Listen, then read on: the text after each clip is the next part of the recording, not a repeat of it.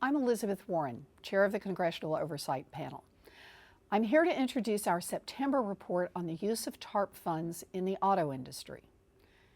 Even before last year's financial crisis, the American auto industry was under severe strain.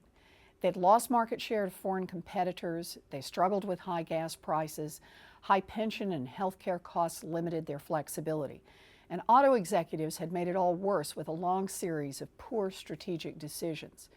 In 2008, sales of domestic autos fell to a 26-year low. Then last fall, America's economic emergency turned the automakers' slump into a crisis. By early December, GM and Chrysler could no longer secure the credit they needed to run their businesses.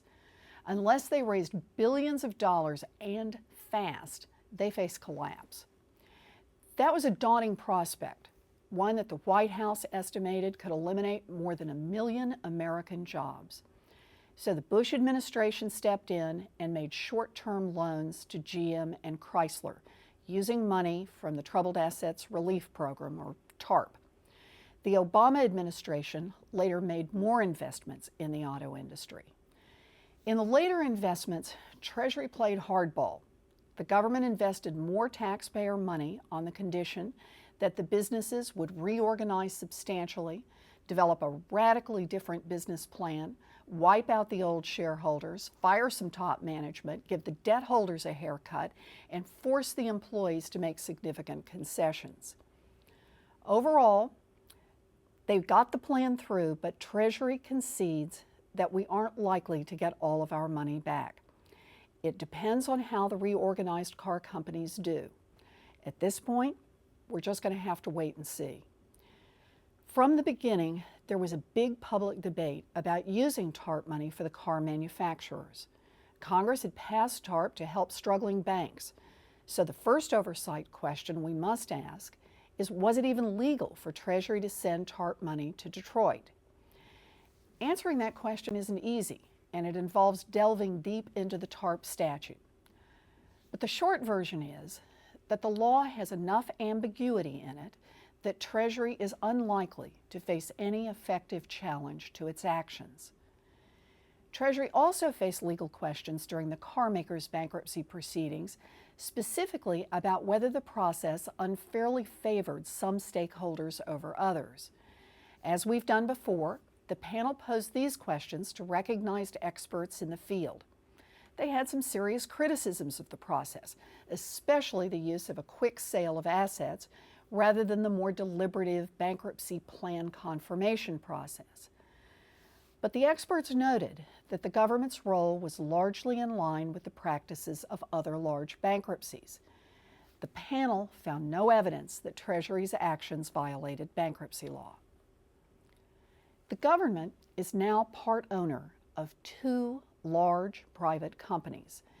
In the ordinary course of running a business, it is likely that tensions will arise between the corporation's management, its shareholders, its creditors, its workers, its regulators, and its customers.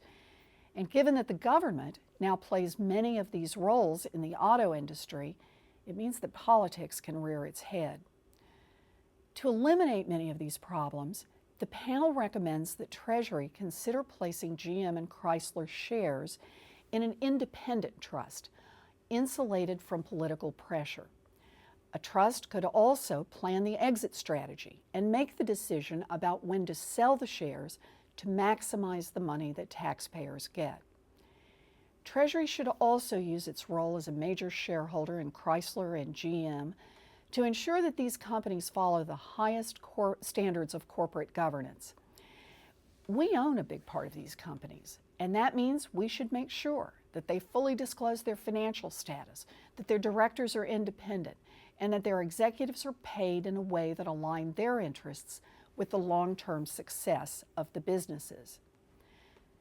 Finally, because this kind of assistance to a private business is so unusual, the panel recommends that Treasury provide its legal analysis justifying the use of TARP funds for this purpose.